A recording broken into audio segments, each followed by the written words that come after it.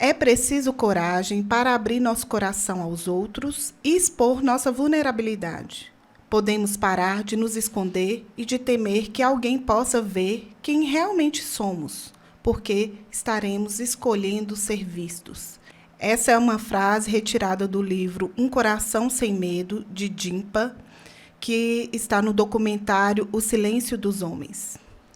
Bem-vindo, ouvintes, ao nosso podcast Tô de Altas, 8º episódio, Isso é Coisa de Macho. Repouso, Descanso, respiro, pausa, calma, fôlego, intervalo, um tempo, espaço. socorro. O mundo precisa de pausa. Olá, Ana. Oi, Lid. Tudo bom? Tudo ótimo, e com você? Tudo bom. A gente tá aqui, eu vou falar um pouquinho do meu sentimento para começar esse episódio, assim. Eu tava falando com você antes, né, quando a gente tava estudando, que não é um ambiente muito, talvez, confortável, né? Assim, a gente vai estar aqui falando de homem sendo mulher. É um tema que gera um desconforto, porque, de antemão, né, a gente vem com uma carga do feminismo, né, que é muito forte, né, pelo menos aqui entre nós. Então, homens, ao escutar, né, esse podcast, né, sintam-se acolhidos, porque essa é a nossa missão com esse episódio, né, falar sobre como que os homens, né, se comportam ou se comportaram anteriormente, qual o movimento que está sendo feito hoje por esses homens, né, que a gente também percebe um grande movimento, principalmente na clínica, né, terapêutica, quanto que a demanda masculina, né, Ana, você que atende mais homens do que eu, o quanto que subiu. Então, a gente percebe um movimento também diferente dos homens, embora ainda perceba, né, o machismo estrutural, né, que ainda existe na nossa sociedade. Você compartilha um pouco desse sentimento? Eu tô sozinha na minha ilha aqui, porque você é fera aí com homens, né? Mas, Lid, eu acho que estudar sobre a masculinidade tóxica mexe com todos nós, né? Tanto que essa ida dos homens ao consultório, isso já tem mostrado o quanto que eles estão percebendo que esse universo desse machismo estrutural não está mais dizendo sobre eles. Esses homens não são mais uma representação desse machismo tradicional. Sim. Eles já estão questionando esse lugar. E, assim, lógico que isso trouxe para mim uma sensação de revisão das minhas posturas enquanto mulher também. E também para que a gente amenizasse esse lugar também de duas mulheres falando do universo masculino, para não gerar uma proposta de levantar bandeiras, né? Para não ficar parecendo que a gente estava defendendo, né, esse lugar que, por mais que eu brinco aqui, falo assim, eu tenho uma lógica masculina e tenho mesmo, mas eu sou uma mulher. Sim. Né? Uma mulher falando do universo masculino, então eu não sei exatamente o que passa na cabeça dos homens. E aí, para que a gente amenizasse esse peso de duas mulheres também falando sobre esse universo masculino, a gente teve muito esse cuidado de escutar as vozes masculinas que estão ao nosso redor, para que a gente entenda o que passa, né, neste lugar, para que a gente conseguisse falar com o maior respeito possível dessa masculinidade.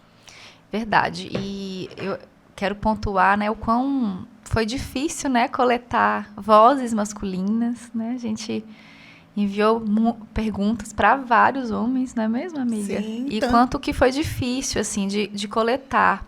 Eu acho que já a dificuldade por si só já diz um pouco, né, de como que os homens se expressam, dessa dificuldade de olhar para dentro, né? Porque foram perguntas de uma reflexão interior. E alguns, por exemplo, me deram retorno de que não davam conta, de que não saberia responder.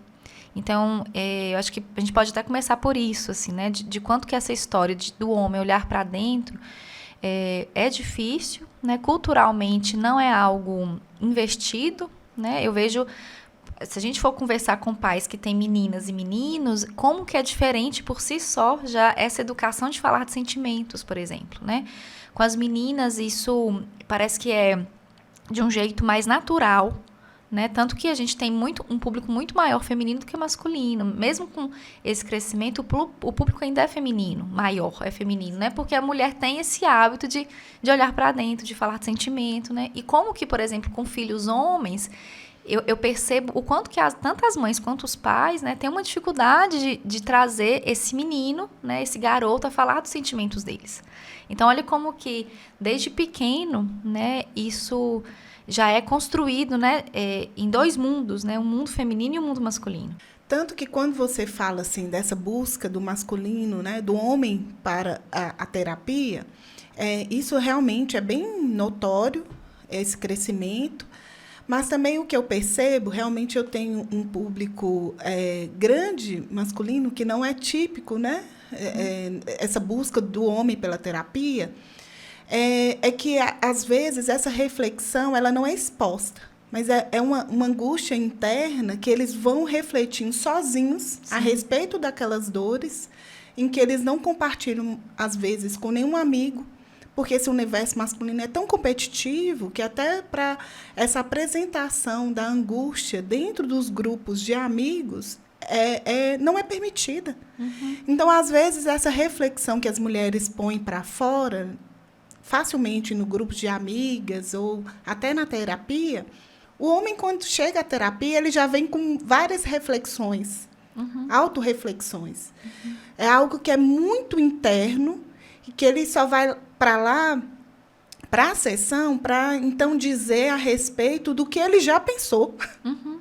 Tanto que uma angústia, enquanto mulher que cuida de homens, né, na terapia, é muito esse lugar de compreender o quão pronto, às vezes, ele vem para a sessão como algo já bem definido, o que eles querem trabalhar, onde eles pensaram, o que eles já viram que não vai mexer, o que eles estão dispostos a mexer, o que, às vezes, nós, mulheres, amplificamos demais, né? A gente traz questões demais para depois focar. Homem já ampliou demais na cabeça e já focou. Eles, às vezes, já chegam na terapia muito certos do que querem trabalhar, e também mas ainda com muita dificuldade de expressar a dor que levam eles a pensar daquela forma ou a estarem naquela situação em que chegam para a terapia. Uhum. E talvez, acho que você vai poder falar também melhor disso, assim, mas eu fico pensando que como que as demandas das masculinas são mais rápidas, né, no processo terapêutico. Eu tenho clientes homens há algum tempo, né?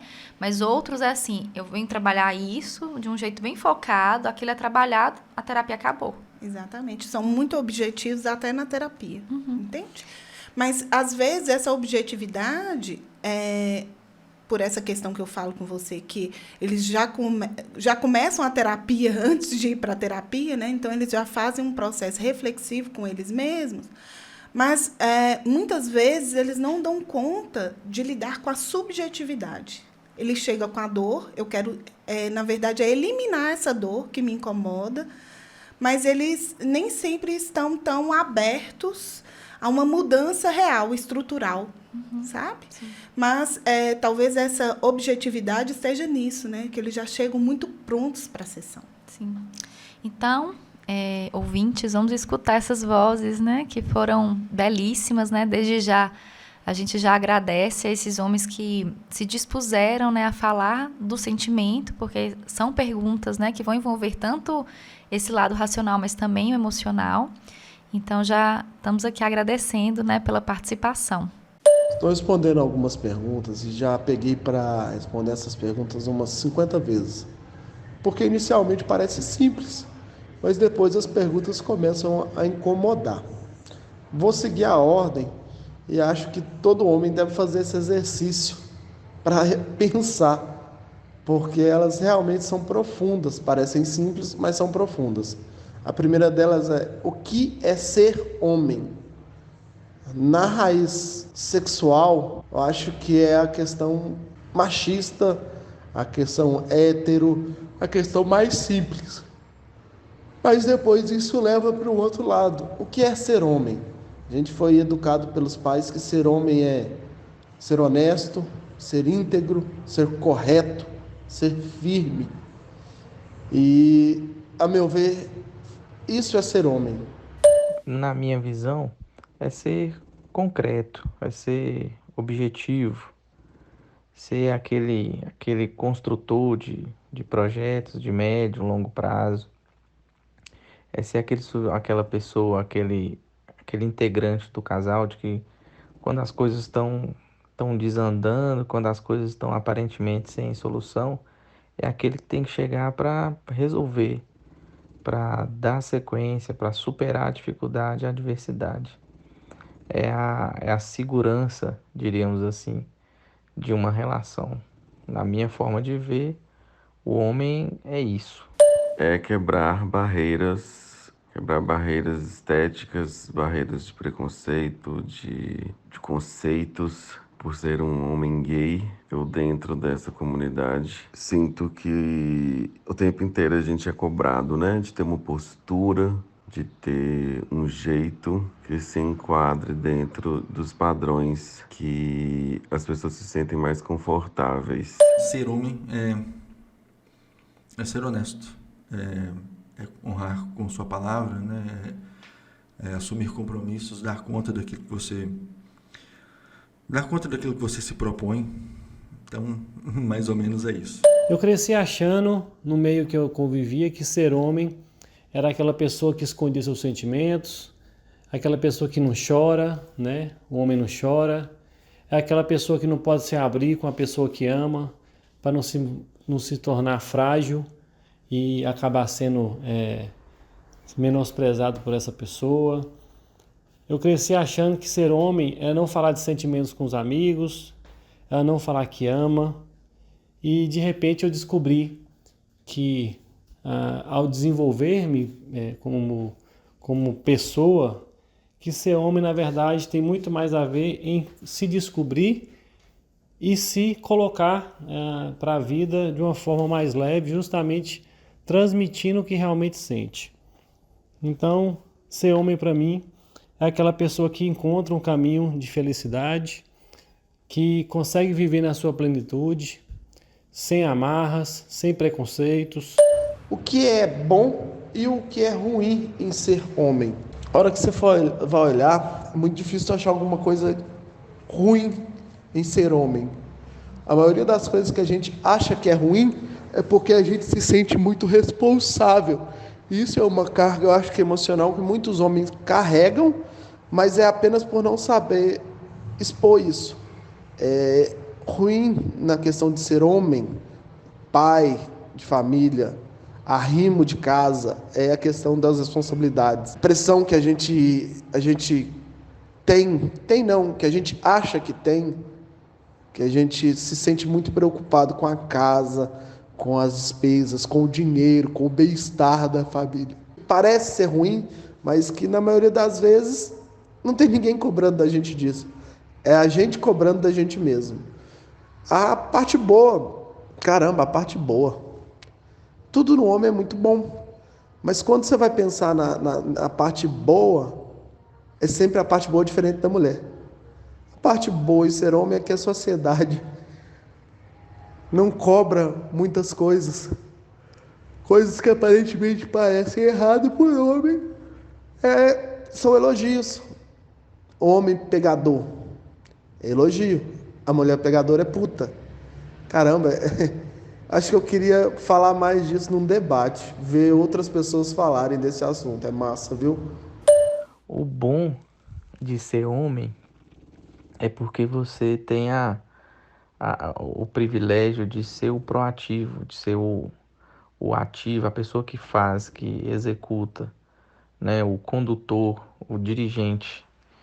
E o lado ruim de ser homem é porque esse papel ele traz toda a responsabilidade, ele traz o bônus de um possível êxito e traz o peso de um possível erro, né? Então, se acertar, tudo bem, se fez a escolha correta, se errar, a responsabilidade é sua. Eu acho que o bom e o ruim é isso, duas faces da mesma moeda. Uma coisa boa no homem, em ser homem ali, eu acho que são a forma como a gente lida com as amizades. Inclusive, eu acho bem diferente da forma como as mulheres lidam, né, com os amigos. O homem tem uma irmandade ali, é bem irmandade, acho que define bem, que a gente é muito fiel aos amigos. De forma geral, eu acho que é mais comum você ver mulheres tendo problema, né, com amigas ali, do que ter homens tendo problemas ali entre os seus amigos. A gente, talvez por ser mais ríspido, né, mais agressivo, a gente vai falar mais abertamente. Eu xingo, mas depois eu aceito também um xingo. Então, eu acho que isso é uma parte boa em ser homem. O fato de ser homem implica quais cobranças e quais privilégios? Vou falar em privilégio, eu não posso pensar, né? Eu não consigo listar esses privilégios, porque eu venho de uma criação, como eu disse, de uma cidade pequena, muito interiorana, onde a minha mãe, na verdade, desde a época da minha avó, dentro da minha família especificamente, a gente não teve esses privilégios de não ter que... o menino, você tem, né, um irmão e irmã, o menino não precisa arrumar a casa, a irmã arruma, o menino fica à toa muitas vezes. Então eu não tive isso. Eu acho que vem desde a época da minha avó. Minha mãe era irmã mais velha, saiu de casa mais cedo para trabalhar fora, e minha avó ensinou os meninos, aí tinha 6 meninos ali logo abaixo da minha mãe. Minha avó ensinou esses meninos a cozinharem, a ajudar nas tarefas de casa, porque ela, né, saía para trabalhar na roça com meu avô, e os meninos ficavam, os mais velhos ficavam cuidando dos mais novos. Então eles cozinhavam, eles arrumavam a casa. E quando foi a vez da minha mãe, foi a mesma coisa. Ela entendeu que fez bem para os irmãos dela, e eu aprendi a cozinhar com 9 anos de idade. Eu fiz meu primeiro arroz sozinho com 9 anos. E foi não tanto por necessidade, mas porque minha mãe enxergava que eu tinha que saber me desenrolar ali sozinho. Que ela saía para trabalhar, meu pai saía para trabalhar, eu ficava sozinho, filho único na época, então eu tinha que me virar. Depois ela me ensinou a bordar. Eu sei fazer ponto cruz, vagonete, crochê, só tricô que eu não consegui. Aquelas agulhas são bem difíceis.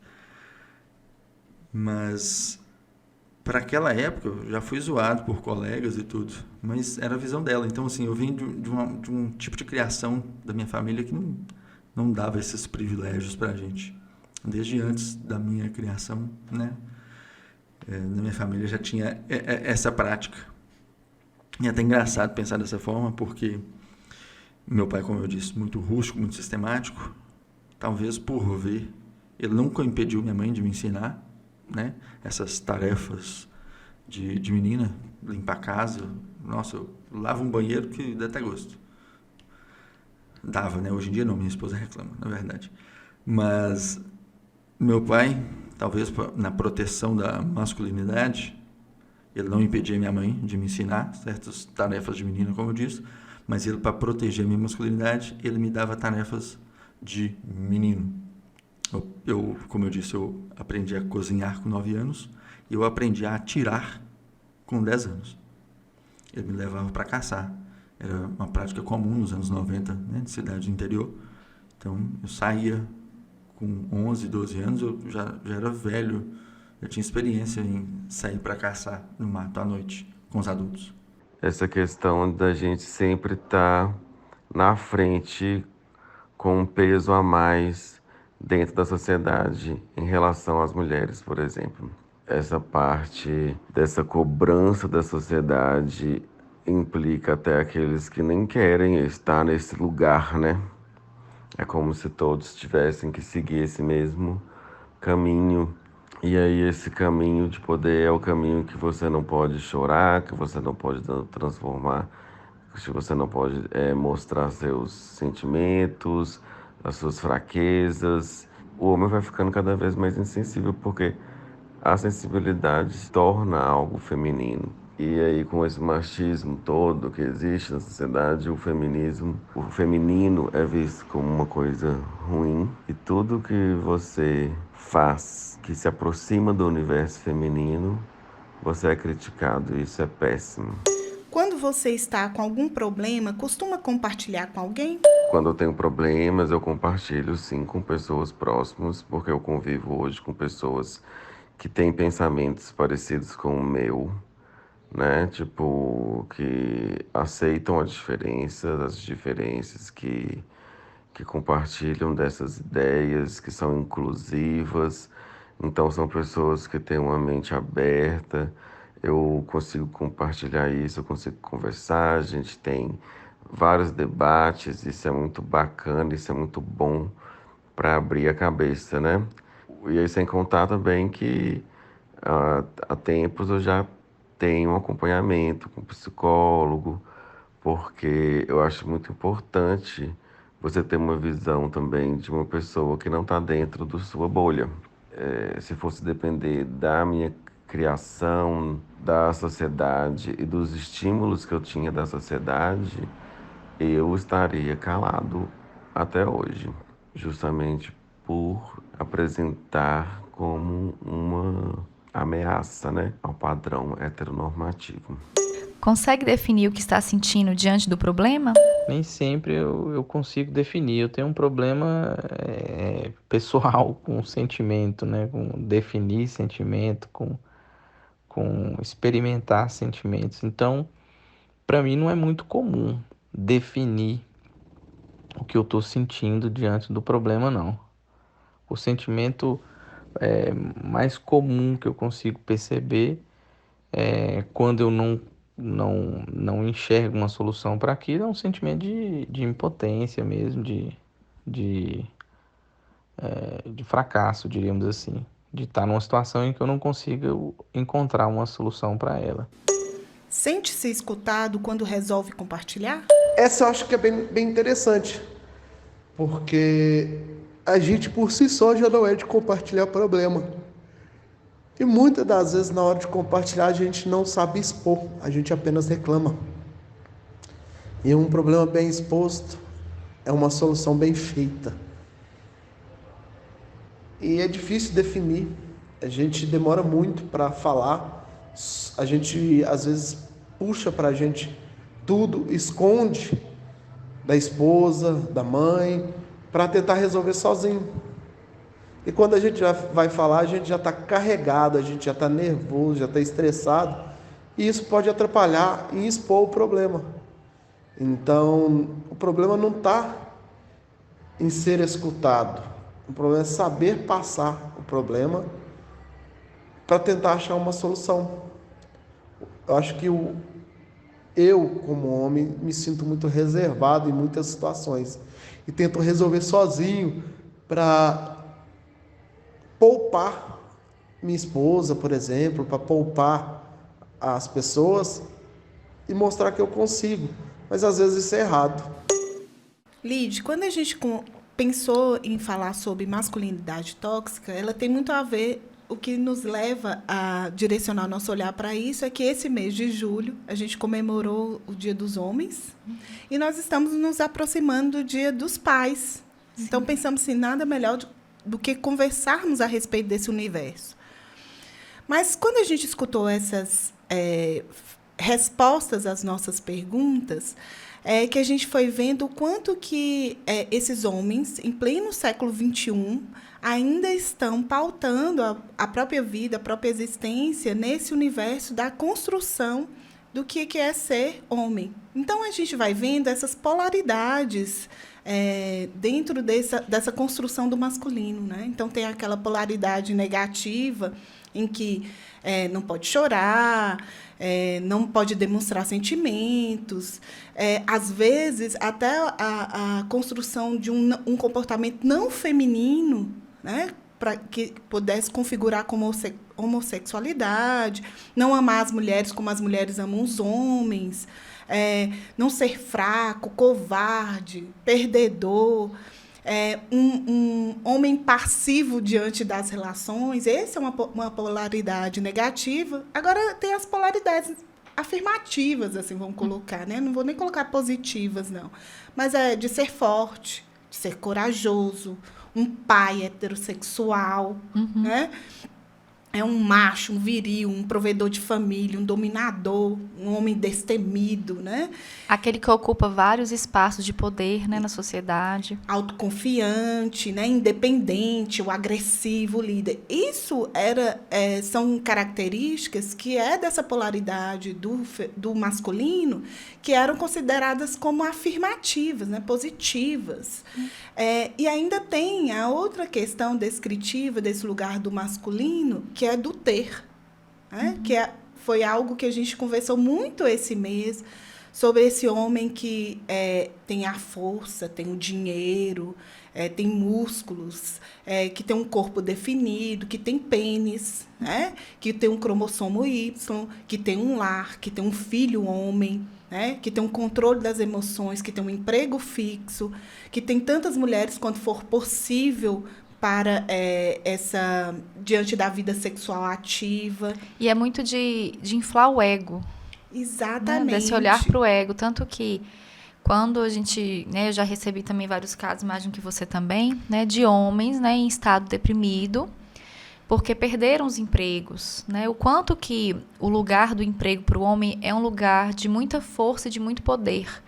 Então, no momento que ele perde esse emprego, que era o lugar dele de referência e de reconhecimento, esse homem entra muitas vezes em processo depressivo, né? Porque o que era da alma não foi cuidado. E isso tem acontecido muito em homens em torno aí de 50 anos, né? Quando eles perdem os empregos inesperadamente, né? Então, viveram uma vida toda, né? Acreditando que precisava adquirir bens, posses, ter o melhor carro, melhor casa, o melhor celular, a família exemplar. E, de repente, todo esse status que o emprego ofereceu para ele é perdido, né? Esse homem se vê extremamente perdido, né? Porque a alma, né, não foi cuidada e nem olhada, né? Foi muito de cuidar do próprio ego. Tanto que essa questão do homem é muito voltada para as questões anatomofisiológicas. Tanto que a mulher ela é lançada para dentro e o homem é muito lançado para fora, né? Para cuidar, ser corajoso. Ele é que tem que ser o protetor da família. E quando ele vai perdendo esse emprego, neste caso, do exemplo trazido por você, ele perde esse lugar da proteção. Só que a gente está, em alguns caminhos, direcionando para um lugar diferente. O homem não precisa mais desenvolver aqueles 3 P's, né? O P da proteção, da procriação e da previsão, né? Ou provisão, né? Que é essa questão de ver lá na frente, porque ele precisa ser vigilante. A mulher, quando ela vai entrando nesse universo social, em que esse lugar do feminino vai ganhando força, o homem vai perdendo esse lugar também dessa proteção para ir para o cuidado. Quando ele perde o emprego, ele fica pensando assim, perdi todo o lugar de ser o provedor, o protetor desse sistema. Perdeu o papel. Perdeu o papel. E, na verdade, ele esquece que ele é um membro que compõe esse sistema. Ele não é mais esse ser responsável totalmente pela organização e pela proteção dessa família, né? Agora as coisas são mais divididas. Sim, quando a gente olha para esse sistema heterossexual, né, padrão, isso, né? Exatamente. Em que a mulher, com seu feminismo, né, e é o que a gente quer trazer, essa possibilidade de compartilhar, de colaboração e não de competição, né? Mas a gente também leva, né, para os casais homossexuais, né, que o trabalho é o mesmo, de que é importante a colaboração, né? Não que seja um maior que o outro, né, nessa disputa, né, de quem vai cuidar, prover, né, da casa, do sustento, né, porque isso até é uma fala, né, de um dos homens que responderam, de que esse privilégio era do poder, né, de conseguir controlar tudo, de produção, mas ao mesmo tempo há uma cobrança se isso der errado, uma grande cobrança, né, isso foi uma das falas também aí dos homens, né, eu achei isso interessante da gente olhar também. Então, 2 pesos, 2 medidas, né? Como o próprio entrevistado falou, né? 2 faces da mesma moeda. Essa fala me remete até a um filme bem típico masculino do Homem-Aranha. Com grandes poderes vem grandes responsabilidades. Sim. Já que assumiam tanto essa postura de cuidar de todos, também recarregavam a eles esse lugar também de ficar com o que não deu certo. Então, agora, para esse segundo bloco, a gente também convidou uma outra voz masculina, né? Um amigo nosso, Thiago Pereira, que é professor de História, mestre em História, e trouxe um pouquinho, né, também desse momento histórico e do masculino, né? Como que se foi construindo esse patriarcado, né? Esse machismo estrutural. Então, vamos escutar ele um pouquinho. Oi, Lid. Oi, Ana. Que bom falar com vocês e com os ouvintes do podcast Tô de Alta. Um tema tão necessário, o patriarcalismo, não é mesmo? É um tema transversal, isto é, ele transita ao longo do tempo e do espaço, e a gente pode identificar desde a pré-história até sociedades contemporâneas como a nossa. Se a gente for analisar, na Grécia tinha a figura do pater, na Roma Antiga, entre outras, né? A figura também da Cleópatra, né? Que é uma figura tão marcante, que tem feito parte de leituras e releituras contemporâneas sobre o papel das mulheres.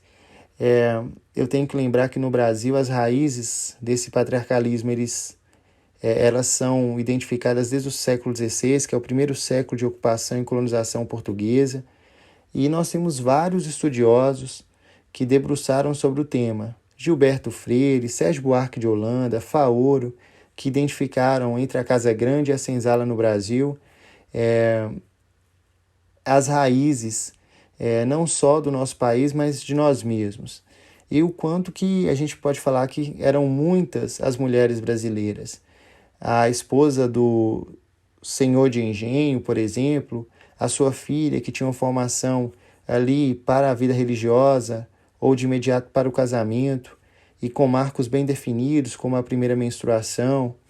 E nós temos que lembrar algo que a historiadora Mary Del Priore, recentemente, ao lançar o livro sobre as mulheres enquanto sobreviventes e guerreiras, tem nos convidado a pensar que o patriarcalismo brasileiro ele precisa ser entendido no plural, porque não é apenas o europeu, o português, mas o patriarcalismo, ou no plural, né, patriarcalismos indígenas e os africanos, não é mesmo? E eu vou pensar aqui em duas mulheres, muitas vezes a gente nem fala, né? A Luísa Grimaldi, que foi uma mulher que liderou uma capitania hereditária no início da colonização, no que hoje é o Espírito Santo. Eu tenho certeza que em boa parte do Brasil, tirando o Espírito Santo, você não deve ter escutado isso nas suas aulas de história, né? E é um papel relevante. A Chica da Silva, tão conhecida, né? E até construção aí de um mito sobre ela, muitas vezes a leitura de um imaginário através da sua sensualidade, da sua sexualidade, e que toca, digamos assim, e que uma visão muito machista sobre a Chica da Silva, ou também uma visão muito de que ela se identificava com causas que são do século XXI. Então eu diria, Lid e Ana, que os temas são enormes e que vocês dão uma contribuição fantástica para a gente pensar nós mesmos. E para fechar aqui, eu me recordei da figura do coronel, né, que é uma figura que vai até 1930, mais ou menos, que era esse fazendeiro, esse senhor, né, de uma família muito grande, que mandava na vida pública e privada, tanto da porteira quanto além da porteira. Então eu acho que a gente está num bom momento e eu desejo sucesso aí para vocês e que essa discussão certamente alcance a muitos brasileiros e brasileiras, que vai gerar com certeza um país melhor, se não no atacado, pelo menos no varejo. Um grande abraço para vocês. Diante dessa fala do Thiago, vou responder a pergunta dele, né? Eu nunca escutei falar da Luísa Grimaldi, né? Nas minhas aulas de histórias, nunca soube que uma mulher, né, liderava aí uma capitania, né? É uma surpresa, e eu fico pensando como que isso, né, foi sendo construído, inclusive sobre a visão do Chico da Silva, porque é essa visão que a gente tem mesmo, né, de uma visão bem preconceituosa, né, de como que ela se relacionou com um homem rico, né? A fama é muito maior para esse homem, né, do que ela fez para estar com esse homem. Então, fantástica essa colocação do Tiago, até porque faz a gente pensar, né, de como que a sociedade, a cultura vai construindo mitos, né, cercando algumas histórias, né, para que não chegue futuramente, né, sobre a participação da mulher, ou como que as coisas podem se perder, né, na história. Quanto que apenas uma versão é contada. Sim. Né? Uhum. Tanto que, quando o Tiago traz essa questão, a gente vai lá nessas características do que era atribuído ao feminino, que era atribuído ao masculino, e quando isso sai dessa regra, ela se perde na história. Uhum. Né? Mulheres não eram líderes de capitanias. E isso vai sendo abafado porque esse lugar, essa força feminina não era possível de ser exposta. Sim. É o que fala, por exemplo, no livro, né? Mulheres correm com os lobos. Né, que essa loba, né, que há dentro da mulher, ela vai sendo abafada, né, que é muito ligada à questão da intuição, do cuidado com a prole, né? Então, como que esse feminino tinha uma força muito grande e vai sendo também abafado. O que é fantástico, é o que eu tenho percebido desse movimento, né, ainda muito no início, né, mas a gente está podendo já perceber esse movimento, dessa visão do homem está se reorganizando, até com algumas falas, né, que a gente recebeu, né, desses entrevistados, assim, de olhar para essa mulher de uma outra forma, né? Então, eu vejo que a gente está bem no início ainda, né, que possamos ver uma grande mudança aí daqui para frente, mas essa mudança, esse movimento, né, do machismo, ele tem sido reestruturado, né, na verdade, desconstruído para construir uma nova maneira, né, de ser homem nesse mundo. O que a gente está colocando, talvez, não sei se os ouvintes estejam entendendo dessa maneira, como algo muito separado do quanto que o homem foi construindo esse machismo, mas nós, enquanto psicólogos, precisamos olhar para o outro lado da moeda também, né, de como que a mulher participou disso também, e ainda participa de alguma maneira, né?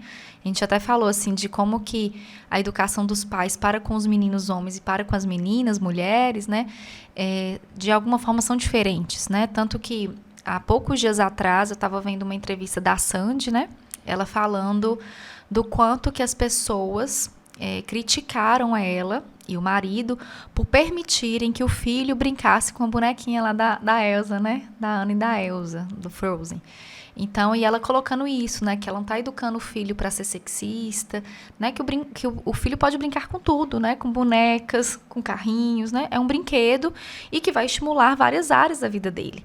Mas olha como que ainda isso acontece, né? Então, ela choveu, assim, de pessoas falando coisas boas, obviamente, mas também recebendo muitas críticas por ela permitir um filho, um homem, brincar com boneca. É o que a gente estava conversando desde o início, o quanto que essa postura patriarcal ainda impera na forma como a gente se comporta. E quando eu falo a gente, eu incluo as mulheres. Sim. Né? Tanto que é previsível quando o Tiago fala dessa construção, a gente vai observando assim, a masculinidade ela é conversada há um bom tempo, né? Agora, nos últimos tempos, vem sido um assunto recorrente. No entanto, a gente observa homens com algumas evoluções nessa postura de ser homem. No entanto, ainda permanece a virilidade enquanto algo que é indissolúvel para ser homem, né? Então, para ser viril, eu preciso de brincadeiras masculinas. Uhum. Então, o que cabe aos meninos? É brincar de bola, de brincar de carrinho, de... atirar. Exatamente, aprender comportamentos agressivos, que isso é que vai estabelecer socialmente que aquilo é uma postura masculina, que aquilo é coisa de macho, Sim. né? Foi até uma fala do nosso convidado também, né? De um dos entrevistados, de que a mãe ensinava ele a costurar, a cozinhar, né? Porque estava ensinando ele a viver, né? São fazeres necessários para a vida, mas o pai chega levando ele para atirar, né? Para matar animais, né? Porque ele... E a leitura dele eu achei fantástica, né? Assim, olha, eu acho que era a forma que meu pai tinha né, de trazer o masculino para minha vida.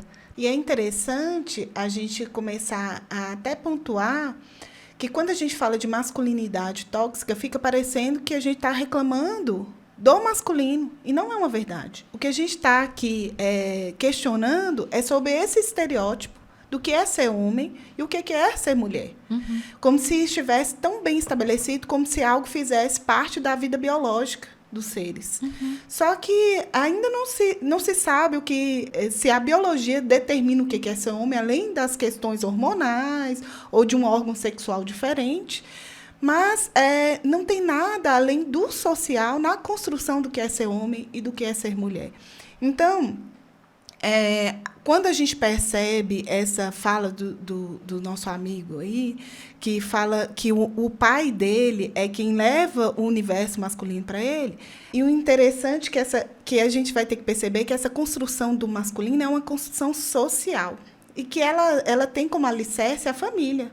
Tanto que no documentário Silêncio dos Homens é pontuado assim, que a referência para ser homem dos homens é o próprio pai. No entanto, somente 1 a cada 10 conversou com o pai sobre masculinidade, ou seja, né, o que é ser homem. Uhum. Então, às vezes, fica pautada essas referências somente no mito do que é ser homem no universo, ou o que eu capto do comportamento do meu pai em relação ao que é ser homem. Uhum. E não exatamente o que ele sente e o que ele pensa a respeito da sua masculinidade. Sim.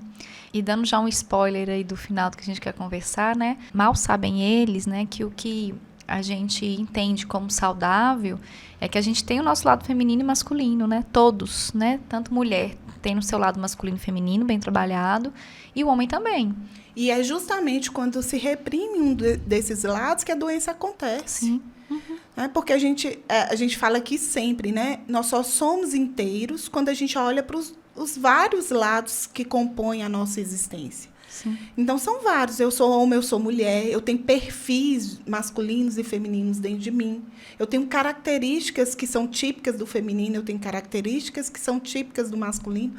Então, assim, eu fico observando, Lide, quando o Tiago traz sobre o patriarcalismo, o quanto que até a concepção das características masculinas são mais fortalecidas e até privilegiadas. Uhum. Por exemplo, quando eu trago para você que eu sou uma mulher de lógica masculina, isso me dá um poder social tremendo, porque eu sou objetiva, eu sou guerreira, né? Eu sou forte. E isso vai me dando um poder social tremendo. Mas quando associa-se ao homem características do feminino, o quanto que isso é pejorativo. Uhum. Nossa, você expressar seu sentimento é coisa de mulherzinha. Vira homem, seu bicha, né? Que foi até uma expressão que a gente escutou entre os entrevistados. O quanto que trazer esse universo feminino para o mundo dos homens, isso traz uma fragilidade para eles que eles, de uma certa forma, reprimem. Uhum. O quanto que ainda as características masculinas são bem fortalecidas na nossa sociedade, o quanto que o lado feminino ainda não tem essa força total. Sim. E aí eu acho que é válido a gente colocar, né, a contribuição da mulher, né, para esse mundo também machista. A própria Mary Del Priore, ela pontua um pouco sobre isso, assim, né? Como que as mulheres participam também dessas questões machistas, né? E isso é uma coisa que eu também vivi um pouco, né? Acho que eu vejo muitas mulheres aí da minha geração vivendo, não sei se você também teve essa experiência, mas assim, eu que tenho lá mais 2 irmãos, né? Um homem e uma mulher, embora minha mãe sempre ensinou a gente a cuidar da casa, a tomar conta, né, da vida, porque isso faz parte da vida, cuidar de uma casa, eu percebia que havia um privilégio para o meu irmão, né? Ele também tinha que fazer as coisas, mas ele participava, né? Então, assim, enquanto a gente tava lá lavando banheiro, arrumando quarto, tal, cozinhando e tal, ele ia lavar o quintal, né? Então, assim, ele fazia, mas fazia muito menos. E aí, eu vejo essa lógica, por exemplo, hoje, né? De que quanto que as mulheres estão extremamente sobrecarregadas mentalmente por fazer uma série de coisas e o homem apenas ajuda, né? E quando ele é recrutado, né, para participar, e ele pontua, e eu acho que isso é legítimo, porque eles não aprenderam de fato, né? Eles colocam que precisa ser ensinado, só que isso é extremamente cansativo para as mulheres, né? Entendam, ouvintes, entendo que é legítimo no sentido de que eles não aprenderam, né? Mas de que a gente também aprendeu com a vida, né? As mulheres aprenderam lá com a vida, né? Quase também trocando pneu com carro andando, né? E os homens, talvez pela cultura, pelo que receberam, vê essa participação como uma grande dificuldade, né? De participar efetivamente, né? De dividir tudo que é de uma casa, né? Então, a mulher está aqui pensando que ela tem que dar comida para o cachorro, remédio para o cachorro, cortar a unha da filha, do filho, a roupa do filho que já está perdendo, semana que vem tem escola, tem que comprar material, não tem fruta em casa, tem que ir lá comprar ovo. Então, assim, como que a mulher está extremamente sobrecarregada, e aí quando esse homem coloca que ele precisa ser ensinado, essa mulher já está extremamente cansada, então pode deixar que eu faça, porque até eu te ensinar vai demorar mais ainda, e isso vai aumentando a sobrecarga, mas esquecem que ao mesmo tempo, isso ainda intensifica essa história do homem não participar dessa logística da casa também, né? Então, não sei se você concorda, mas eu acredito que isso é um ponto de ainda contribuir para essa história do lugar do homem para o trabalho e não participação efetiva, né? E que não é assim ajudar, é dividir mesmo, né? As questões da casa, da paternidade, maternidade, né? Dos cuidados com o filho, né? Que é a coisa dividida, né? É na colaboração, né? E o que acontece muitas vezes é que isso fica extremamente desigual, né? Aquilo que a gente luta pela equidade, né? Ela vai totalmente na contramão quando a gente assume tudo, por exemplo. Isso é muito percebido porque a gente vai transformando socialmente esse lugar da mulher na sociedade. Então, nós fomos para campos que antes era de total domínio masculino. No entanto, o que eu observo é que o homem não fez o mesmo trajeto que a mulher fez. Então, a mulher foi dominando alguns campos antes dominados só pelo homem, e o homem não passou a fazer essa migração para os trabalhos que antes eram considerados femininos, né? O cuidado doméstico. Então, eu vejo que eles ainda esperam, como você até trouxe uma expressão muito interessante, esperam ser convocados. Né? Eles não têm uma prontidão a fazer, uma iniciativa a fazer. Tanto que teve uma vez que eu estava escutando em uma reportagem, falando assim, como é que você se vê como pai? Eu me vejo um ótimo pai. Você já olhou quantas calcinhas sua filha precisa? Ou quantas ela tem na gaveta e se ela precisa de novas? Não. E aí foi fazendo perguntas que, para nós, mulheres, é tão simples, porque isso já estava incutido em nós. Inclusive, eu acho que a gente está pautando em outro lugar do estereótipo, né? Por que só as mulheres têm que saber sobre isso? Né? Sim. Então, se a gente também não convocá-los a participar enquanto membros dessa família, enquanto participantes, enquanto pessoas que precisam se implicar com a organização desse universo doméstico, eles não vão se envolver. E aí, essa questão, quando você traz a sobrecarga mental feminina, é verdade. Porque até para que as coisas funcionem, eles querem que a gente os convoque. Sim. Né? Olha, você... não, mas meu marido faz feira. Mas quem faz a lista? Por que é você que tem que fazer a lista? Né? Porque nós, mulheres, temos que fazer a lista. Então, os homens precisam envolver nesse novo universo que faz parte deles. Então, é isso que eu trouxe, brinquei, né? Tem que sair desses P's, né? Da proteção e ir para o cuidado. Eles não precisam mais proteger, eles não estão mais sozinhos, né? E isso eu estou falando quando estão casados com mulheres. Eu falo dessa lógica com mulheres porque é um lugar onde eu estou, né? Então, assim, como que eu, como mulher, posso convocar esse homem a participar?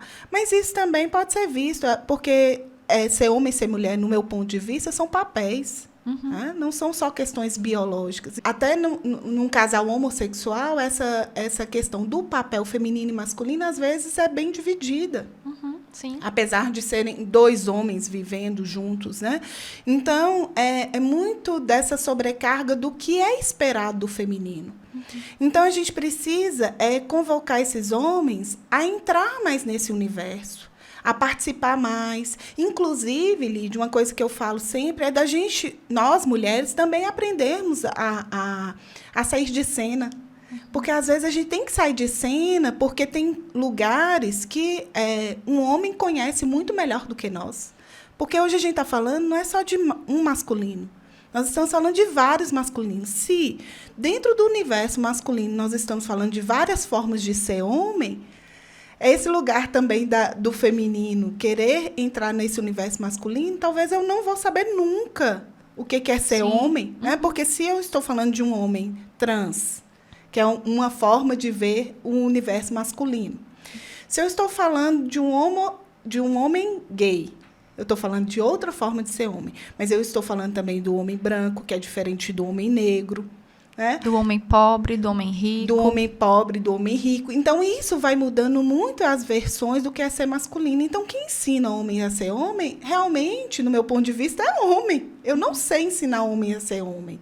Eu sei dizer do que é a minha percepção de mulher sobre o universo masculino.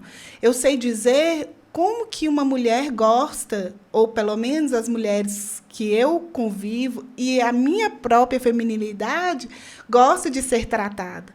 Então, quando você fala dessa questão da referência, eu sou mãe de menino. E o quanto que eu vou vendo, inclusive posturas em mim masculinas, machistas, né? Nem é masculinas, é machista. Então, às vezes, Gabriel chora, eu falo assim, o que é que você está chorando? O que seu choro está dizendo? Está dizendo o quê? Serviu para alguma coisa? Fala. Fala logo. Né? Então, assim, ok, eu sou meio brava mesmo, assim, sabe? Mas não é sempre assim que funciona, mas eu vou vendo o quanto que eu vou reprimindo no meu filho esse lugar da expressão. Porque, na verdade, porque eu tenho uma lógica mais masculina e esse lugar do chorar demais não me cabe. Então, eu também não sei o que é isso. Né? Então, olha bem o quanto que vai repercutir em nós, mulheres, também, esse machismo, porque ser forte aparece nisso. Né? Não pode chorar. Para que chorar? Resolve alguma coisa? Sim. Não resolve nada. E resolve. Sim. A questão é que resolve. Então, hoje eu venho, inclusive, assim, achei fantástico essa proposta, dessa ideia, desse assunto agora, para trazer para mim uma reflexão diferente de como lidar com o Gabriel. Sim, e acho que essa sua pontuação é muito válida, até porque me faz pensar em dois pontos, assim, né? De que, primeiro, de que a mulher ela ainda tem a necessidade de supervisionar o que o homem faz, né? Então, que é o exemplo que você deu, né? Assim, da lista do supermercado. Será que nós damos conta do homem ir lá e fazer a feira por conta própria? Eu tiro por mim, né? Eu falo com o Guilherme, né? Ele vai fazer a feira, eu mando uma pequena lista, pequena mesmo, assim, do que precisa. Ele chega, assim, entupindo minha geladeira. Todo o armário, né, de mantimento. Eu falei, gente, Guilherme, pra que isso? Não, mas deixa eu comprar minhas coisas, não sei o que, né? E tem a lógica lá dele, né, desse excesso do excesso do supermercado. E como que isso me fere, né? Como se estivesse mexendo na minha cozinha. Aqui, assim, eu que mando nisso, né? Eu falei, nossa, peraí, né? Eu tenho que rebobinar essa história na minha vida, né? Porque a casa também é dele, né? E ele precisa também fazer isso.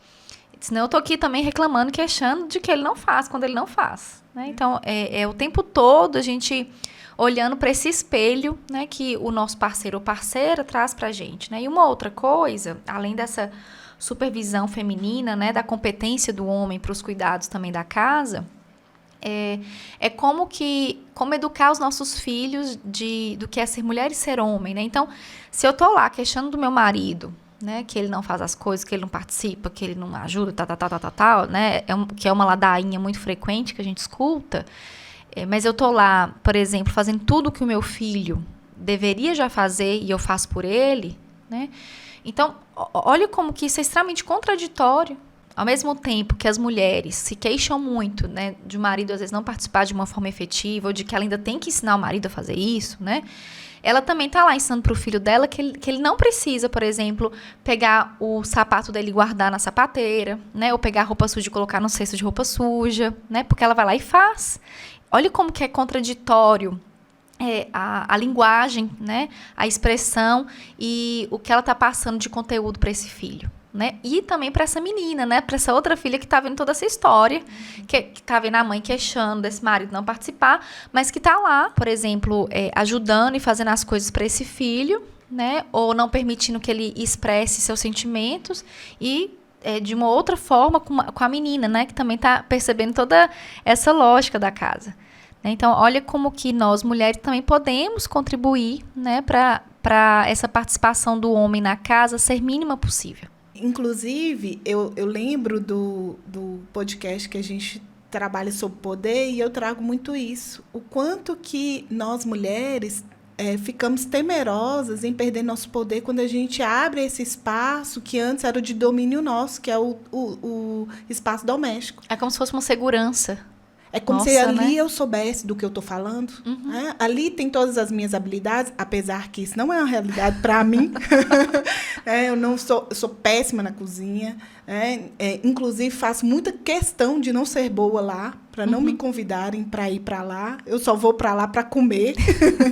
Então, o quanto que esse lugar doméstico é de domínio feminino. E o quanto que a gente gosta de ser feito do nosso jeito, da nossa forma, porque ali é o nosso lugar de poder. Então, quando a gente prioriza a nossa forma de funcionar, às vezes a gente tira do homem esse lugar do fazer do jeito dele. E que o fazer do jeito dele só é diferente, não é melhor nem pior. Então, assim... Provavelmente, quando o Guilherme vai lá e enche sua despensa, ele está ainda com esse aspecto do masculino tradicional, que é da proteção, do cuidado... Da produção. Da produção. E aí é a forma dele também apresentar o cuidado dele.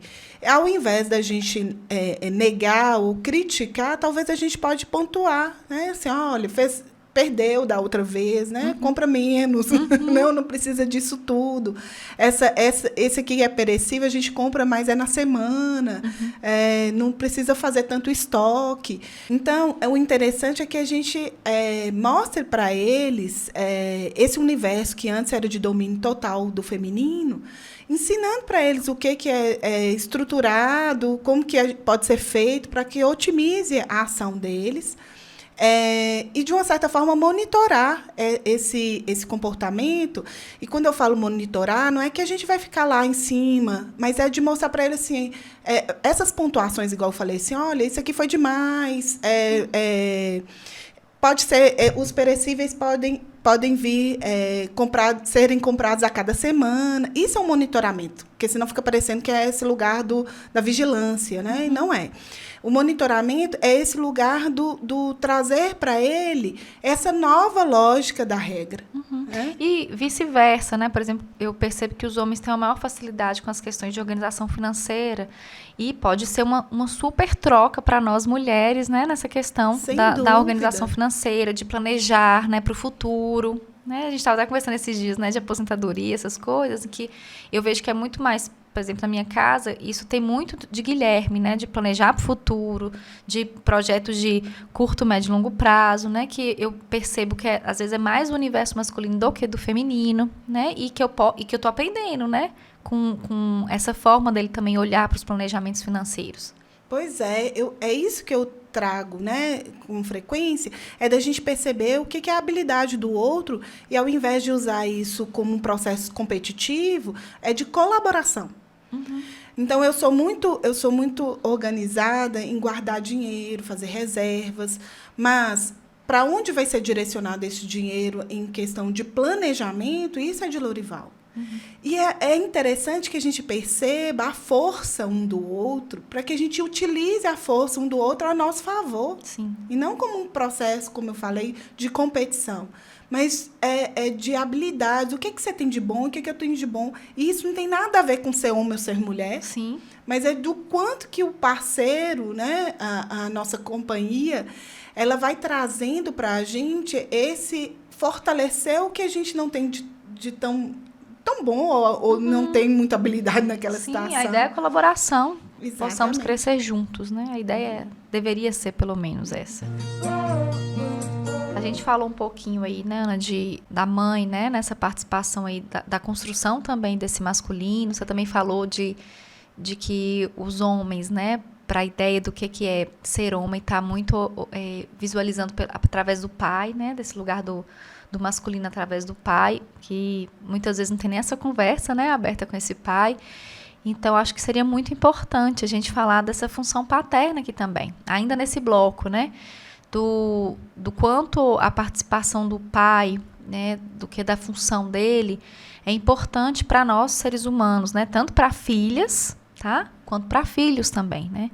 Um dos pontos que eu acho que é imprescindível, que você já comentou, é sobre o foco, né, que o pai consegue, o homem, né, geralmente consegue passar e trabalhar isso com o filho, né? Então, quando você me fala assim de que o homem chega no consultório com demandas muito estabelecidas do que ele quer conquistar, é muito desse perfil, né, dessa característica de focar, né, na onde que quer chegar e chegar até esse foco. Além disso, a questão do limite, que é algo que dá contorno, né, pra gente. A gente precisa do limite para saber até onde que a gente vai, quais são as regras, né? Regras sociais, regras familiares, onde é que eu avanço ou não no direito do outro, né? O que eu tenho de dever também a ser cumprido, né?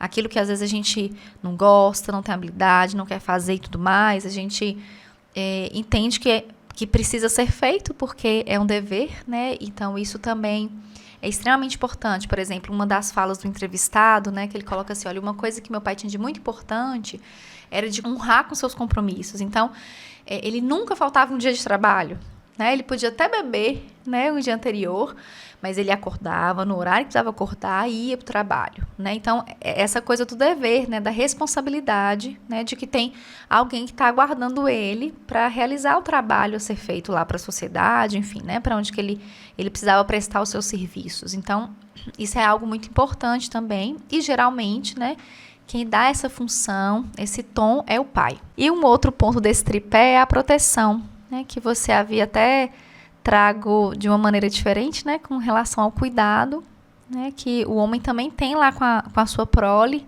e deveria ter com ele, né? A gente vai ver nos estudos aí que isso não é bem assim que funciona, né? Tanto que os homens adoecem muito mais que as mulheres, né? Se envolvem muito mais em acidentes de trânsito que as mulheres, têm adoecido emocionalmente cada vez mais, inclusive o número maior de suicídio é entre homens, então... mas isso é um ponto importante, né? Isso faz parte aí do tripé da função paterna.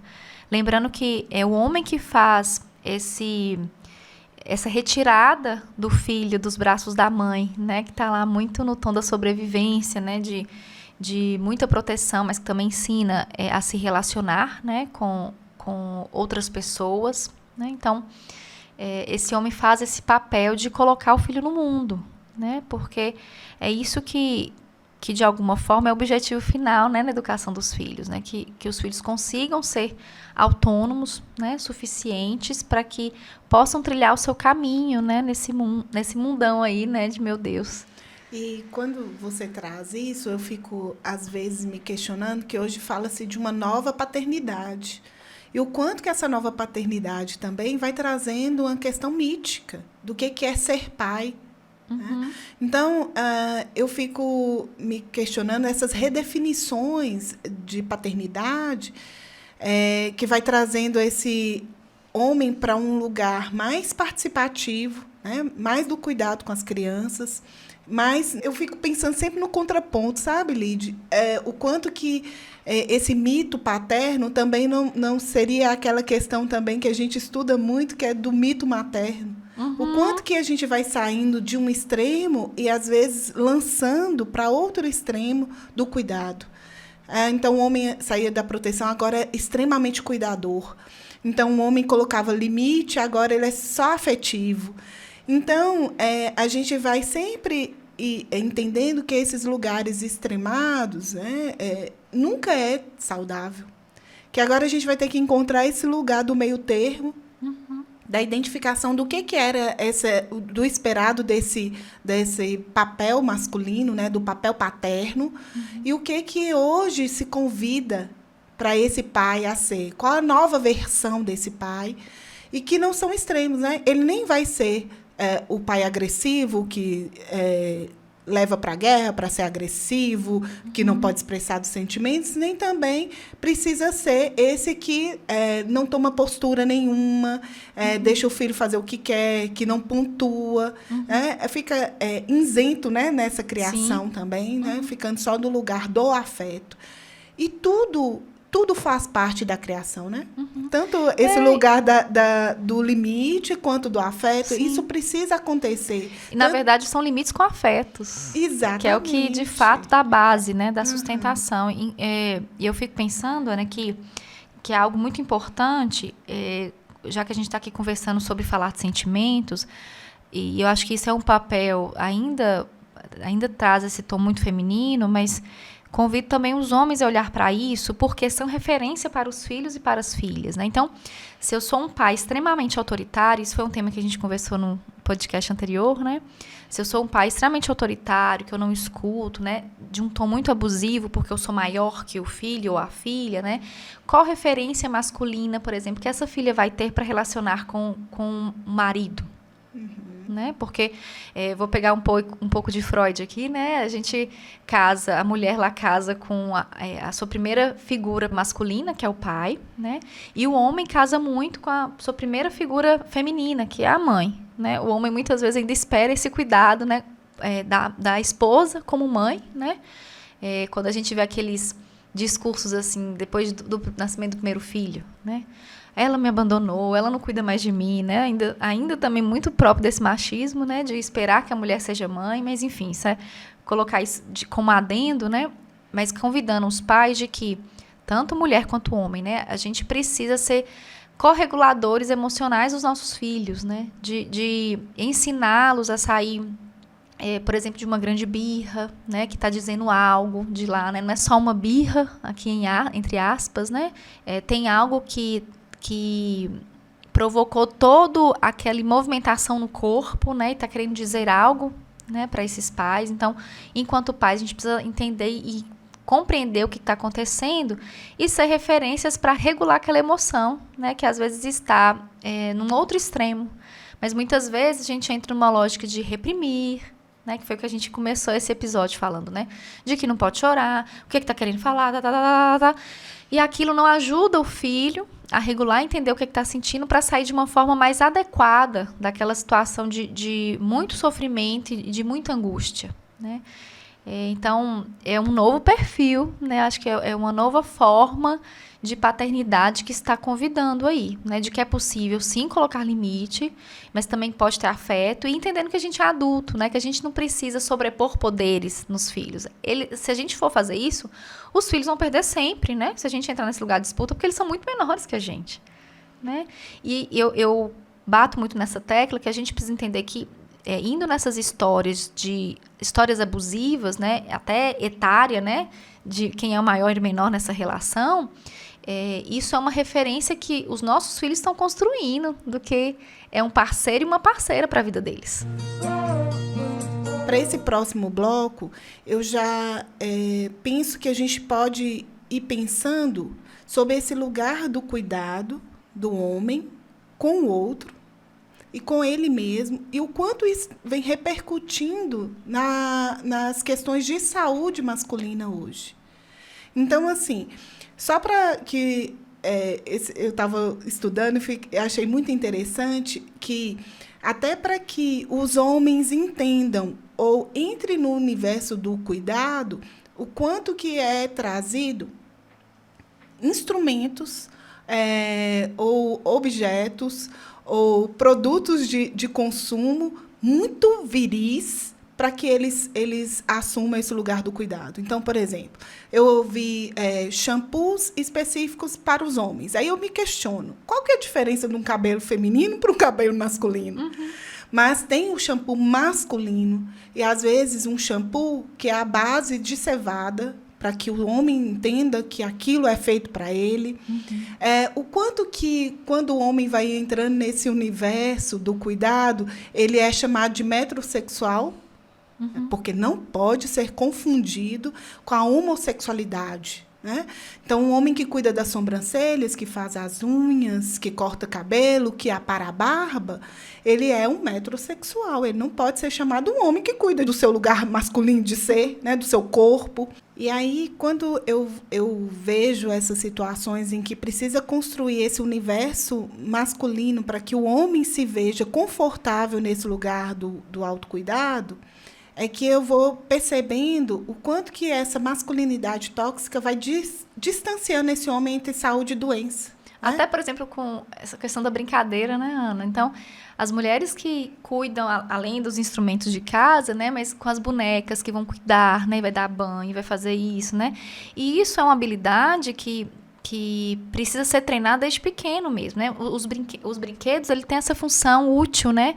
Da gente entrar não só no mundo do lúdico, do brincar, né? De trazer um pouco do que aconteceu durante o dia, as crianças reproduzem na brincadeira, mas também é uma forma da gente ir se preparando para esse mundo adulto, né? Então, quando a minha filha, né, ganha uma boneca, ela vai brincar de boneca, de cuidar, né, que é o que ela faz, ela leva para tomar banho, né, passa shampoo, passa não sei o quê, é uma forma que ela vai aprendendo de cuidar também dela, né? E como que nessa estrutura que nós estamos, a gente não permite isso, né? À toa que a Sandy foi criticada, Exatamente. né? Olha que coisa, né? Sabe, pensando que é uma forma, né, da criança aprender a cuidar, do quanto que isso é importante. Cuidar de si, né?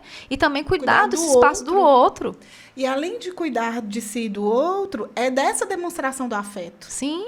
Né? É de adular, de colocar no colo, né? De exercer esses cuidados gerais, até assim, não só da nutrição, da higiene.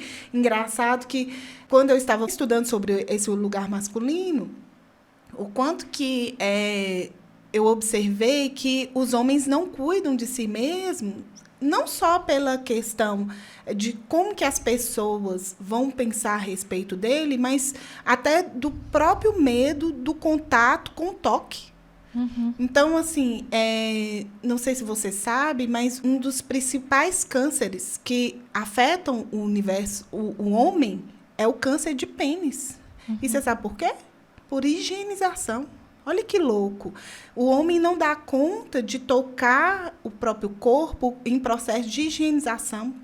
Também fui informada... Às vezes consegue tocar para a própria masturbação, porque isso é viril. Exatamente. Mas não para se limpar, né? Para cuidar. Tanto que em uma pesquisa foi identificado que os homens não se higienizam após defecarem para não ter contato com o ânus e sentir prazer, porque o prazer na próstata, por exemplo, como a gente tem no clitóris, é o prazer masculino, porque é uma zona erógena. Então, muitos homens não se higienizam, inclusive, né, um dos produtos que é fabricado para os homens, para que eles se higienizem, isso eu vi nos Estados Unidos, é um lenço umedecido que era destinado a rapazes. E é chamado assim. Porque os homens precisavam, até para se higienizar, precisariam de alguma coisa que dissesse que foi para o universo masculino que foi feito. Chocante isso, né? Muito. Então, assim, o que eu acho interessante nesse dado do câncer é que esse órgão, que é tão poderoso para o universo masculino, ele é extraído por um não cuidado por essa masculinidade tóxica. Sim.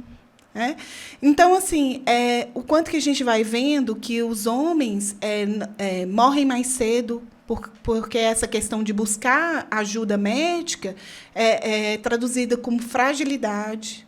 Então, eles morrem mais de problemas cardíacos. Então, nós, mulheres, vivemos 7 anos a mais do que os homens, por causa que nós damos conta de ir cuidar, né? Por exemplo, nós vamos com frequência ao ginecologista, e é algo não é simples, não é porque eu acho, ai, que delícia, estou indo no ginecologista. Não é bom, não é mesmo, é invasivo, é constrangedor também, mas é um cuidado. Sim. E o quanto que os homens resistem a ir a um urologista para ver como é que vai a situação da próstata por preconceito. Sim, verdade. Outro ponto que é interessante, sabe, Lid? O quanto que os homens estão impactados por esse universo cobrador do que é ser macho. Eles vêm tido questões envolvendo as questões emocionais, né? Transtornos emocionais, como a ansiedade, a depressão. Com isso, a gente está observando homens com disfunções eréteis, homens com ejaculação precoce, porque, às vezes, eles utilizam da pornografia como referência do que é ser homem e como que eles... Esse repertório, né, do sexo. Exatamente. E cobram uma performance irreal, mítica, né? Do que é ser homem e a performance masculina na cama. E isso tem provocado grandes ansiedades, gerando, inclusive, um alto índice de suicídios entre os homens, pelo fato de que eles não correspondem à expectativa social a respeito do que é ser homem. Então, olha o quanto que a gente precisa conversar sobre esse assunto para que diminua essa cobrança masculina, porque isso não faz parte de uma exigência real. Mas, né, eu vou vendo assim, no universo feminino em que eu frequento, a gente já não espera mais desse homem essa virilidade toda, né? Assim, a gente não gosta de homens performáticos, a gente gosta de homem real, homem que participa, que contribui, que envolve, né?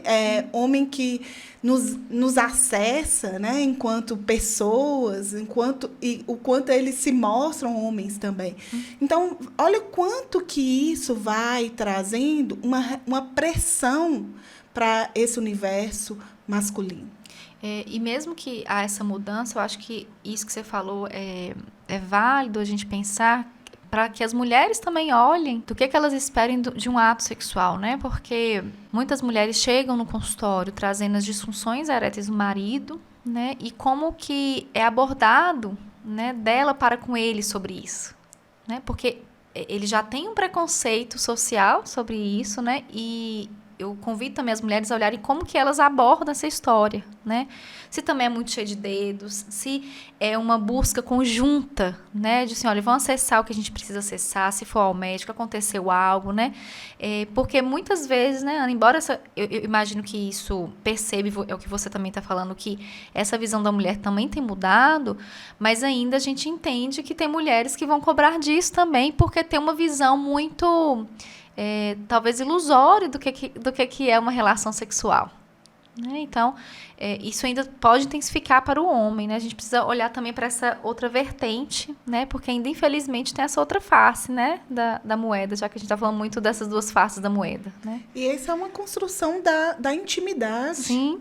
Né? Não se perde nada. E pensando, né, nessa dificuldade dos homens, né, de reconhecer o sentimento, de falar de sentimentos, né, eu percebo, Ana, de que os homens reagem muito do que agem. Né? Então, quando eles estão com raiva, né, eles não têm um tempo para lidar com aquela raiva e usar daquela raiva a seu próprio favor.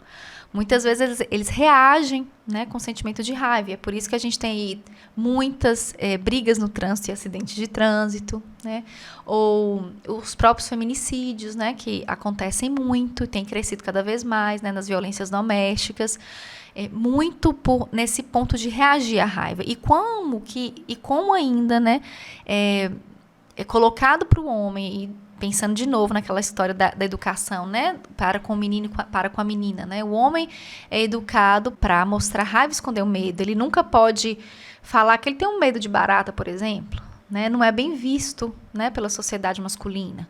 E a mulher, ao contrário, é educada para mostrar medo e esconder a raiva, né, e o que a gente tem mais visto são mulheres muito raivosas, né, e estão adoecendo por conta dessa raiva excessiva, né? Porque elas não podem mostrar isso, de que elas estão com raiva, porque é feio. Mulher que mostra raiva, que fala palavrão, que fala... É feio, não é coisa de moça, né? Mulher tem que falar que ela tem medo de rato, Ela é muito mais adequado do que ela falar um palavrão, por exemplo. Sem dúvida, mas quando você pontua essas questões sobre esse universo masculino e o quanto que ele pode expressar essa raiva, a gente vai observando isso em dados como a maioria dos homicidas hoje são homens. Né? Quando eles não dão conta da expressão dos sentimentos considerados femininos, a expressão da raiva como um lugar que cabe aos homens, né, que ele ganha legitimidade por, né, ter vindo do homem, que você vai observando assim, o crescimento de crimes homofóbicos, o crescimento de feminicídios. Né? Por exemplo, na pandemia, houve um acréscimo em março de 2020, olha para você ver, nós estamos falando do início da pandemia, de 22,2% em relação ao mesmo período no ano retrasado, em 2019. Em 2019. Né? Então, isso acontece que 58% de aumento de feminicídios, sendo que 66% dos casos de agressão são feitas, né, por homens, e geralmente pelos parceiros dessas mulheres. Né? Às vezes, até os parceiros em relações homossexuais também é um caso. Sim. Então, as principais vítimas, por exemplo, em acidentes de automobilísticos são de homens, porque eles expressam muito essa raiva através de uma direção agressiva, pela velocidade, tanto que tivemos mais de 12 mil motociclistas mortos, né? Seguidos de acidentes automobilísticos, caminhonetes, inclusive acidentes que eles atropelam pedestres e ciclistas, né, por causa dessa velocidade que ele executa, né, além do uso de álcool, né, e dirigir. Exatamente. Né, como se isso fosse quase super-homens, né? Somos inabaláveis, então nada acontece se eu beber e dirigir, por exemplo. E além disso, que eu acho que é um dado importante, Ana, eu não vou ter o dado específico aqui, mas isso é muito notório, de que a população carcerária, né, ela é muito maior no nível masculino. Né? A gente tira aqui pela nossa cidade, Montes Claros, né? Então, a gente tem aí 2 presídios masculinos, um feminino, com a população muito menor feminina. Né? O público é muito maior no mundo masculino. Né? E é óbvio que a gente não tem como definir causas específicas, né? A gente trouxe várias pontuações, vários temas desse mundo masculino, né? Mas vou pegar uma vertente que é dessa dificuldade mesmo de se expressar, né? O homem, ele nasce, parece que com uma vergonha já, né?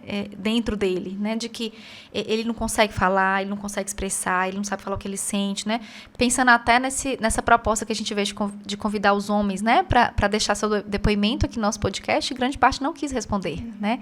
Então, é uma vergonha de ser avaliado o tempo inteiro, né? E óbvio que isso repercute na dificuldade de expressar o que está sentindo, né? Quando a gente expressa e a gente dialoga e conversa, é a possibilidade de não cometer nenhum tipo de crime, de nenhuma violência, né? É a possibilidade de negociação, que é o mais adequado, né? Essa outra forma é extremamente inadequada.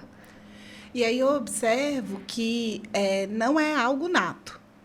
Homens não nascem assim. Sim. Eles se tornam isso. E se eles estão se tornando isso é uma responsabilidade de quem vem antes deles.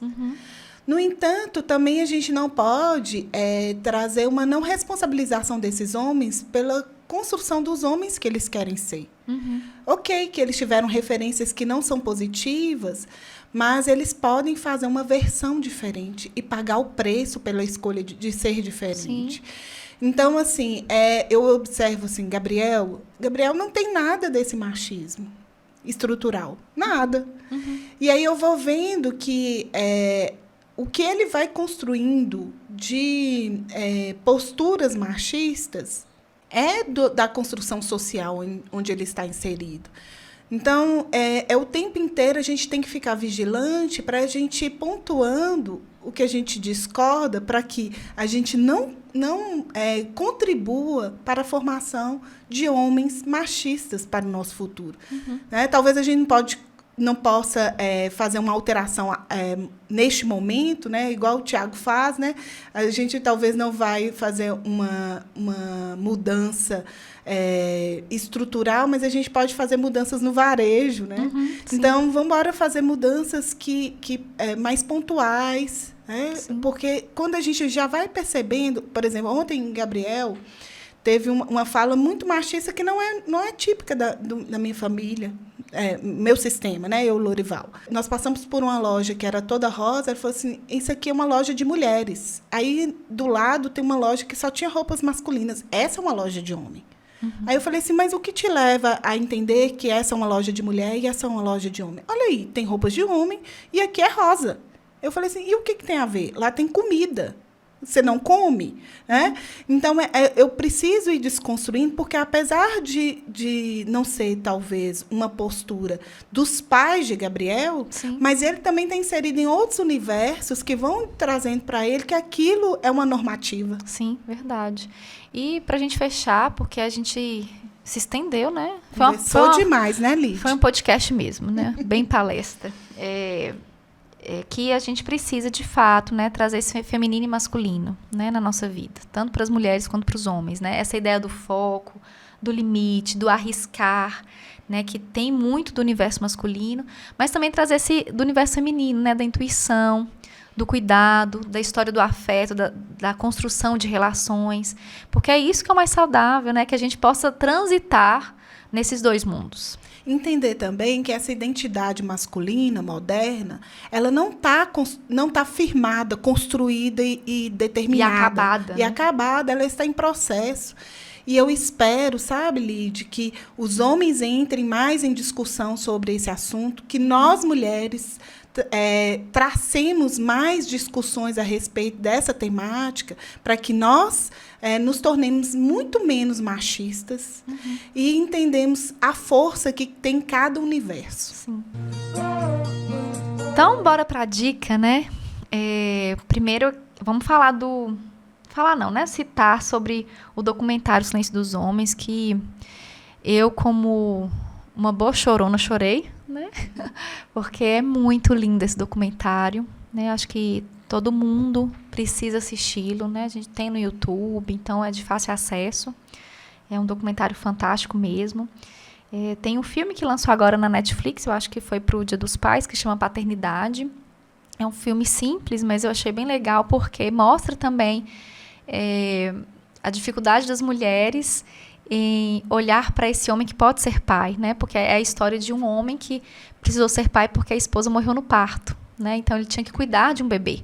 E ele estava extremamente perdido, né? Porque ele não foi ensinado. Inclusive as mulheres, né? A mãe, a sogra, dizia claramente para ele que ele não iria dar conta, porque filho demanda muito, que ele tinha que trabalhar. Quando ele procura apoio, né, nos grupos, só tem grupo de mulheres, né? Um outro documentário que eu acho que vale muito a pena é o Dads, que está na Apple TV, e tem a participação do brasileiro, né? O paizinho vírgula, o Thiago Queiroz. Fantástico também, na verdade são pais de vários países, né, falando sobre a paternidade, desse novo olhar sobre a paternidade, então também é um documentário muito bom e que vale a pena assistir. Outro documentário bem interessante é A Máscara que Você Vive, ele está em inglês, esse título, e é muito parecido com O Silêncio dos Homens. No entanto, ele traz uma percepção mais mundial, sabe? E bem interessante, traga essa discussão, sabe? Sobre esse universo masculino. Tem um livro que eu gosto muito, que é Homem, Sexo Frágil, que é do Flávio Gicovati, muito interessante para esse olhar para o quanto que essa masculinidade tradicional fragiliza o homem na construção de sua identidade. De livro também tem Um Homem e Suas Máscaras, Paixões e Segredos dos Homens, e Homem e Suas Máscaras, A Revolução Silenciosa, do autor Luiz Kouchner e Eliseu Mardegan. Um outro livro que é do Jung, Aspectos do Masculino. Tem também o Homens e Pais, A Obscura Questão Masculina, da Judita Lorusso. Um outro livro, Porque os Homens São Assim, do Steve Biddulph. Tem um filme também que está na Netflix que se chama Banho de Vida, né, que é do mundo masculino entrando no mundo feminino, né, porque eles vão fazer nado sincronizado. Então é bem legal, né, esse contraste, né, que é vivido. Então desse homem trazendo um pouco também do feminino, né, e quebrando um pouco desse paradigma, né, do que é do mundo masculino e feminino.